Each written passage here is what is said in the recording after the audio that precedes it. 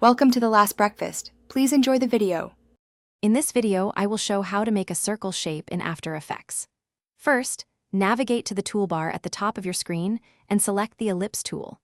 To ensure you create a perfectly round circle, hold down the Shift key on your keyboard while you click and drag your mouse across the composition panel.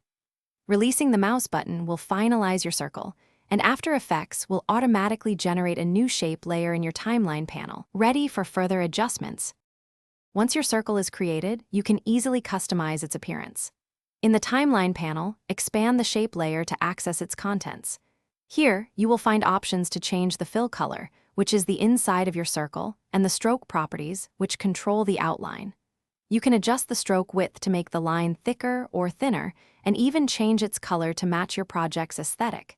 Experiment with these settings to achieve your desired look. Bringing your circle to life with animation is straightforward. Select your shape layer and press P for position, S for scale, or R for rotation to reveal these properties. Click the stopwatch icon next to a property to set your first keyframe. Move your playhead forward in time, adjust the property, and a new keyframe will be automatically created.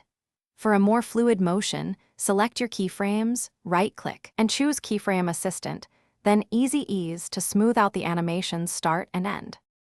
Beyond basic animation, After Effects offers powerful tools for advanced circle effects.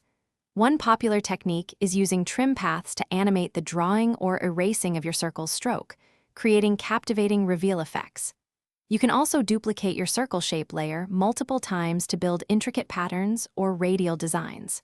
Furthermore, explore the effects panel to add blurs, glows, or distortions, transforming your simple circle into a sophisticated graphic element.